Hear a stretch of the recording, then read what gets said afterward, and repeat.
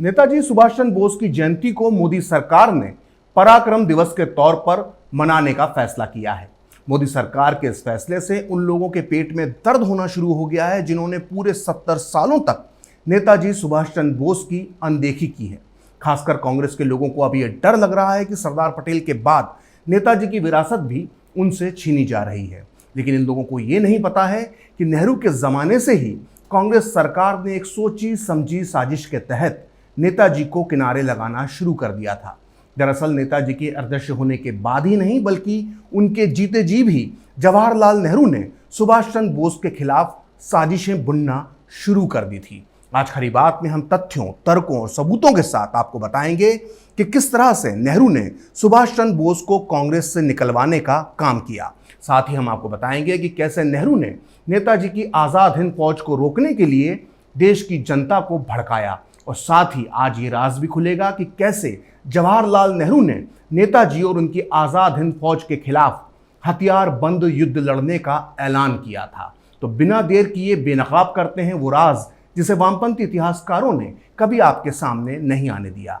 लेकिन ये राज जानने से पहले थोड़ा सा आपको उस दौर के घटनाक्रम को समझना होगा। जैसा कि आप सभी जानते हैं कि 1941 में बोस अंग्रेजों की आंखों में धूल झोंक कर जर्मनी पहुंच गए थे, जहां उन्होंने हिटलर से मुलाकात की और उससे भारत की आज़ादी के लिए मदद मांगी। इसके बाद नेताजी पनडुब्बी में बैठकर समंदर के रास्ते जर्मनी से जापान पहुंच गए और जिसके बाद उन्होंने 1943 में आज़ाद हिंद फौज की कमान संभाली। लेकिन इस घटना के करीब 1 साल पहले ही जापान की सेना तेजी से दक्षिण पूर्व एशिया में जीत हासिल कर रही थी। 1942 के आते आते जापान ने भारत के पड़ोसी देश बर्मा पर कब्जा कर लिया था। ऐसा माना जा रहा था कि जल्द ही जापान की सेना ब्रिटिश भारत पर हमला कर सकती है और इस हमले में सुभाष चंद्र बोस जापान का साथ दे सकते हैं। उस दौर में ब्रिटेन की सेना करीब करीब हर मोर्चे पर जापान के सामने हार रही थी। ऐसे में लग रहा था कि अब जापान के हमले के बाद ब्रिटिश हुकूमत को भी भारत छोड़ना पड़ेगा। पूरा देश सुभाष चंद्र बोस और जापान की सेना की तरफ टकटकी लगाकर देख रहा था। लेकिन नेहरू को यह बर्दाश्त नहीं हुआ।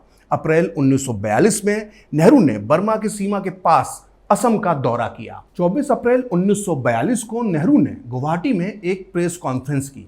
इसमें उन्होंने सुभाष चंद्र बोस के लिए क्या कहा था ये प्रकाशित हुआ है नेहरू सिलेक्टेड वर्क्स के वॉल्यूम 12 के पेज नंबर 262 पर। मैं आपको बता दूं कि नेहरू सिलेक्टेड वर्क्स की विश्वसनीयता पर कोई भी सवाल नहीं उठा सकता है। इसे इंदिरा गांधी की देखरेख में पूर्व राष्ट्रपति राधाकृष्णन के बेटे एस गोपाल ने तैयार किया था। नेहरू सिलेक्टेड वर्क्स में नेहरू ने अपने जीवन में जितने भी पत्र लिखे या भाषण दिए या फिर जो भी बयान जारी किए वो सब इसमें दर्ज है। तो खैर, नेहरू ने गुवाहाटी में सुभाष चंद्र बोस के लिए जो कहा था वो आप ध्यान से सुनिए। नेहरू ने कहा था, हिटलर और जापान को नर्क में चले जाना चाहिए। मेरी यही नीति है कि मैं आखिरी समय तक उनसे लड़ूंगा। यदि सुभाष चंद्र बोस और उनकी फौज भी जापान के साथ भारत आती है तो मैं उनसे भी लड़ूंगा। मिस्टर बोस ने नेकी में ही सही लेकिन बहुत गलत काम किया है। कोई भी सेना जो बाहर से भारत आएगी वो एक तरह से जापान की कठपुतली सेना होगी। इन हमलावरों से मुकाबला करने के लिए गुरिल्ला युद्ध ही करना सबसे बेहतर उपाय है। सोचिए, नेहरू के मन में सुभाष चंद्र बोस के लिए कितना विरोध भरा हुआ था।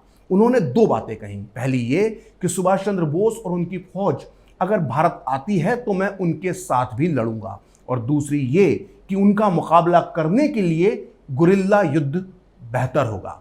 हैरानी की बात तो यह है कि नेहरू ने जब यह बयान दिया था तब तक सुभाष चंद्र बोस जापान भी नहीं पहुंचे थे और वो जर्मनी में थे। यहाँ तक कि उन्होंने उस वक्त तक आज़ाद हिंद फौज की कमान भी नहीं संभाली थी। लेकिन ये साफ हो जाता है कि इस तरह की खबरों की आहट से ही नेहरू कितना डर गए थे। सोचिए, नेहरू के मन में कितना डर रहा होगा कि अहिंसा के मसीहा गांधी का ये चेला हिंसा और युद्ध की बात करने लगा था, और वो भी नेताजी के खिलाफ युद्ध की बात। लेकिन नेहरू सिर्फ इतने पर ही नहीं रुके। उसी दिन यानी 24 अप्रैल 1942 को उन्होंने गुवाहाटी में एक आम सभा को संबोधित किया। नेहरू ने अपने इस भाषण में असम की जनता को न केवल डराने का काम किया बल्कि नेताजी के सहयोगी देश जापान के खिलाफ भड़काने का भी काम किया। नेहरू का ये चालाकी से भरा भाषण प्रकाशित हुआ है नेहरू सिलेक्टेड वर्क्स के वॉल्यूम 12 के पेज नंबर 237 पर। इस भाषण में नेहरू ने आसाम के लोगों से क्या कहा था वो आप ध्यान से सुनिए। भारत इस समय गहरे संकट में है। अगर मेरे हाथ में इस देश की रक्षा की जिम्मेदारी होती तो मैं हर देशवासी के हाथ में हथियार थमा देता। यहां तक कि संकट की घड़ी में मैं खुद ये जिम्मेदारी लेने से भी नहीं हिचकता। मैं आप लोगों से अपील करता हूं कि वर्तमान हालत को गंभीरता से लीजिए। जब जापानी विमान बम गिराएंगे तो हम बैठकर तमाशा नहीं देख सकते हैं। जब आम जनता और सेना मिलकर हमलावरों का मुकाबला करेगी तभी युद्ध में ये एक सच्चा योगदान होगा। सोचिए, नेताजी जर्मनी और जापान की मदद लेकर भारत को आजादी दिलवाना चाहते थे और नेहरू भारत की जनता से ब्रिटिश फौज का एक तरह से समर्थन करने को कह रहे थे। नेहरू के चमचों, गुलामों और भक्तों को मेरी बात बुरी ना लगे, इसलिए अपनी बात को सही साबित करने के लिए मैं एक ऐसे व्यक्ति की किताब का सहारा लूंगा जिसका नाम है राम मनोहर लोहिया। स्वतंत्रता सेनानी और महान समाजवादी नेता लोहिया ने अपनी इस किताब भारत विभाजन के गुनहगार के पेज नंबर 30 पर जो लिखा है उसके मुताबिक 1942 में नेहरू बोस की सफलता से इतना जल गए थे कि वो विक्षिप्त यानी किसी पागल की तरह बर्ताव करने लगे थे। लोहिया इस किताब में लिखते हैं, 1942 में नेहरू की विक्षिप्त प्रतिक्रियाएं सामने आ रही थीं। उन्होंने ये सार्वजनिक घोषणा करी कि जापान का मुकाबला करने के लिए लाखों गोरिल्ला तैयार किए जाएं। नेहरू की ये प्रतिक्रिया कुछ हद तक सुभाष चंद्र बोस के लिए ईर्ष्या की भावना से प्रेरित थी। बोस धुरी राष्ट्र यानी जर्मनी और जापान की तरफ चले गए थे। वो कम से कम ये दावा तो कर सकते थे कि वो भारत के लिए एक राष्ट्रीय सेना खड़ी कर रहे हैं, जबकि नेहरू की कलाबाजियों का परिणाम होता ब्रिटिश ताज की सेवा करना। 1942 के इन भयानक महीनों में नेहरू ने न केवल जापानियों के पैरों से कुचले जाने के साथ साथ अपने पुराने प्रतिद्वंदी यानी सुभाष चंद्र बोस के हाथों परास्त होने के भय से अवश्य त्रस्त रहे होंगे। तो सुना आपने, राम मनोहर लोहिया ने दो महत्वपूर्ण बातें कही। पहली ये कि नेहरू अपनी हरकतों से ब्रिटिश ताज की सेवा कर रहे थे और दूसरी ये कि उन्हें अपने पुराने प्रतिद्वंदी सुभाष चंद्र बोस से हारने का डर था। लोहिया ने जो कहा था अब उसकी पड़ताल करना भी जरूरी हो जाता है कि नेहरू आखिरकार नेताजी से इतना जलते क्यों थे, और इस बात को समझने के लिए हमें थोड़ा और पीछे जाना होगा। बात 1938 की है। सुभाष चंद्र बोस पहली बार कांग्रेस के अध्यक्ष बने। इसी दौरान यूरोप में दूसरे विश्व युद्ध के बादल छा गए। बोस चाहते थे कि अंग्रेजों की इस मुश्किल का लाभ उठाकर भारत में आज़ादी का आंदोलन और तेज किया जाए। उन्होंने अध्यक्ष रहते हुए इस और कदम भी उठाना शुरू कर दिया था, परंतु गांधी इससे सहमत नहीं थे। अगले साल यानी 1939 में जब नया कांग्रेस अध्यक्ष चुनने का समय आया तो नेताजी बोस गांधी जी की इच्छा के खिलाफ एक बार फिर चुनावी मैदान में उतर गए। गांधी ने अध्यक्ष पद के लिए पट्टाभी सीतारामैया को मैदान में उतारा, लेकिन नेताजी ने उन्हें हराकर एक बार फिर कांग्रेस की कमान अपने हाथों में ले ली। गांधी ने सार्वजनिक रूप से बोस की जीत को अपनी हार बताया, लेकिन जीतने के बाद भी गांधी के अड़ियल रवैये की वजह से ही बोस काम नहीं कर पाए। तब तक नेताजी और नेहरू आपस में एक दूसरे के गहरे दोस्त माने जाते थे, लेकिन बोस को इस बात से बेहद तकलीफ पहुंची कि इस मुश्किल घड़ी में उनके दोस्त नेहरू ने उन्हें धोखा दे दिया और गांधी के सामने नेहरू ने सरेंडर कर दिया। आखिरकार गांधी, नेहरू और पटेल के असहयोग से तंग आकर 29 अप्रैल 1939 को सुभाष चंद्र बोस ने कांग्रेस अध्यक्ष पद से इस्तीफा दे दिया। अपने इस्तीफे से महज 12 दिन पहले यानी 17 अप्रैल 1939 को नेताजी ने अपने भतीजे अमिया बोस को एक पत्र लिखा था। ये पत्र नेताजी कलेक्टेड वर्क्स के वॉल्यूम नंबर 9 के पेज नंबर 288 पर प्रकाशित हुआ है। इस पत्र में नेताजी ने अपने साथ हुए धोखे के लिए सबसे बड़ा जिम्मेदार नेहरू को बताया था। इस पत्र में बोस ने लिखा था कि मुझे व्यक्तिगत रूप से पंडित नेहरू से ज्यादा नुकसान किसी ने नहीं पहुंचाया है। उन्होंने ही सबसे ज्यादा मुझे मुश्किलों में डाला है। यदि वो मेरे साथ होते तो मेरे पास बहुत कुछ होता। यहाँ तक कि वो निष्पक्ष भी रहते तो शायद हमें ताकत मिल जाती, लेकिन त्रिपुरी अधिवेशन में वो अपने संरक्षकों यानी गांधी समर्थकों के साथ रहे। पंडित नेहरू के खुले प्रचार ने मेरा कांग्रेस कार्य समिति के 12 सदस्यों से ज्यादा नुकसान किया। अब सवाल उठता है कि आखिर नेहरू ने नेताजी को धोखा क्यों दिया? क्या इस धोखे के पीछे गांधी थे या फिर खुद नेहरू सुभाष चंद्र बोस से जलते थे, जैसा कि राम मनोहर लोहिया का मानना था? हकीकत में नेहरू हमेशा से नेताजी को अपना प्रतिद्वंदी मानते थे।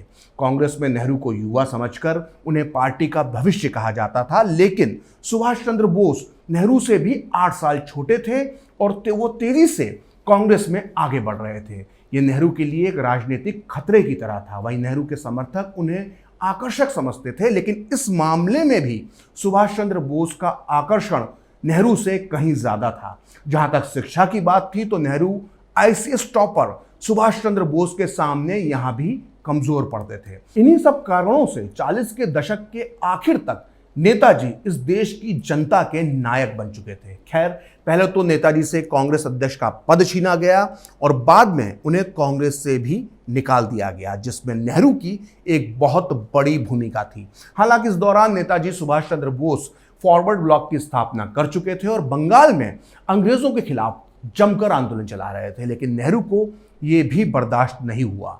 फॉरवर्ड ब्लॉक की आलोचना करते हुए नेहरू ने कहा कि सुभाष चंद्र बोस का फॉरवर्ड ब्लॉक एक नकारात्मक समूह से ज्यादा कुछ नहीं है। इसका गठन कांग्रेस के नेताओं के खिलाफ हुआ है और इसमें सिद्धांतों की कमी है। यह भी काफी संभव है कि इसमें फांसीवादी और सांप्रदायिक तत्व शामिल हो जाएंगे। सोचिए, जब यह स्थिति आएगी तो सुभाष बाबू इसका मुकाबला कैसे करेंगे? धर्मनिरपेक्षता की मूर्ति नेहरू के तर्कश में हमेशा 2 शब्द रहते थे, एक फांसीवाद और दूसरा सांप्रदायिकता। और आज भी नेहरू के चेले चपाटे अपने विरोधियों के खिलाफ इन्हीं 2 शब्दों का बार बार इस्तेमाल करते हैं। मतलब ये कि जब सामने वाले के खिलाफ कहने को कुछ ना हो तो उसे फांसीवादी या सांप्रदायिक कहकर बात खत्म कर दो। लेकिन नेताजी के तेवर ऐसे नहीं थे। वो नेहरू के ऊल जलूल आरोपों पर चुप नहीं रह सकते थे। उन्होंने नेहरू को तगड़ा जवाब देते हुए एक बयान जारी किया, जिसमें उन्होंने नेहरू को फांसीवादी ही नहीं बल्कि अवसरवादी भी साबित कर दिया। नेहरू के लिए सुभाष चंद्र बोस ने जो कहा था उसे नेहरू के चेलों को बहुत ध्यान से सुनना चाहिए। नेताजी ने कहा था कि मैं पंडित नेहरू से पूछना चाहता हूं कि फॉरवर्ड ब्लॉक की नीतियों में उन्हें कहां फांसीवाद और अवसरवाद नजर आया। मैं उनसे यह भी जानना चाहूंगा कि फॉरवर्ड ब्लॉक का कौन सा सदस्य फांसीवादी है। मैं ऐसे अवसरवादियों से कहूंगा कि वे खरगोशों के साथ दौड़ते हुए कुत्तों के साथ मिलकर शिकार करते हैं। आखिर किन्हें फांसीवादी कहा जाएगा? उन लोगों को जो फांसीवाद के खिलाफ संघर्ष कर रहे हैं, या फिर उन लोगों को फांसीवादी कहा जाएगा जो कांग्रेस की मौजूदा तानाशाह हाईकमान का सहयोग कर रहे हैं? नेताजी सुभाष चंद्र बोस यही नहीं रुके। उन्होंने लगातार नेहरू के खिलाफ हमले पर हमले बोले। जब दूसरे विश्व युद्ध के शुरू होने पर अंग्रेज सरकार ने कांग्रेस का आजादी का प्रस्ताव ठुकरा दिया तो नेताजी ने एक बार फिर नेहरू को आईना दिखाया। सुभाष चंद्र बोस ने नेहरू के लिए कहा कि अंग्रेज सरकार ने नेहरू की विदेश नीति को अपरिपक्व और अव्यवहारिक मानते हुए कांग्रेस के प्रस्ताव को गंभीरता से नहीं लिया है। अंग्रेजों ने कांग्रेस के प्रस्ताव का यही मतलब निकाला है कि अगर हम उन्हें लात भी मारते रहेंगे तो वो हमारे तलवे चाटते रहेंगे। कांग्रेस का प्रस्ताव सिर्फ शब्दों की जुगाली, आंखों में धूल झोंकना और इस देश के सीधे साधे लोगों को धोखा देना है। नेताजी सुभाष चंद्र बोस ने हमेशा जवाहरलाल नेहरू का वैचारिक विरोध किया, लेकिन यह भी सच है कि जब नेताजी ने आजाद हिंद फौज की कमान संभाली तो इसके 3 ब्रिगेड के नाम गांधी, नेहरू और मौलाना आजाद के नाम पर रखे। लेकिन अफसोस, नेहरू ने नेताजी को वो मान सम्मान नहीं दिया जिसके कि वो हकदार थे। यहां तक कि उनके अदृश्य हो जाने के बाद भी नेहरू नेताजी के साथ अपनी राजनीतिक दुश्मनी को निभाते रहे। फिलहाल खरी बात के इस एपिसोड में इतना ही। अपने अगले एपिसोड में मैं आपको बताऊंगा कि इस देश को आजादी गांधी और नेहरू की बदौलत नहीं मिली थी, जैसा कि वामपंथी इतिहासकार बताते हैं। हमें आजादी मिली थी नेताजी सुभाष चंद्र बोस की वजह से। क्या थी वो वजह, जानने के लिए इंतजार कीजिए खरी बात के अगले एपिसोड का। फिलहाल खरी बात प्रखर के साथ में इतना ही। आप चाहें तो मुझसे जुड़ने के लिए मेरे फेसबुक पेज प्रखरश्री 78 को लाइक कर सकते हैं, और अगर ट्विटर पर आप मुझसे जुड़ना चाहते हैं तो मेरा ट्विटर हैंडल है प्रखरश्री 78। अगर आपको ये वीडियो पसंद आया तो इसे लाइक करें, शेयर करें और कैपिटल टीवी को सब्सक्राइब करें। नमस्कार। अगर आपको हमारा वीडियो पसंद आया हो तो इसे लाइक करें, हमारे चैनल को सब्सक्राइब करें और हाँ, बेल आइकन दबाना ना भूलें ताकि आप तक हमारे वीडियो की नोटिफिकेशन पहुंचती रहे। आप अपना सुझाव हमें कमेंट बॉक्स में दे सकते हैं। हमारे साथ जुड़ने के लिए शुक्रिया।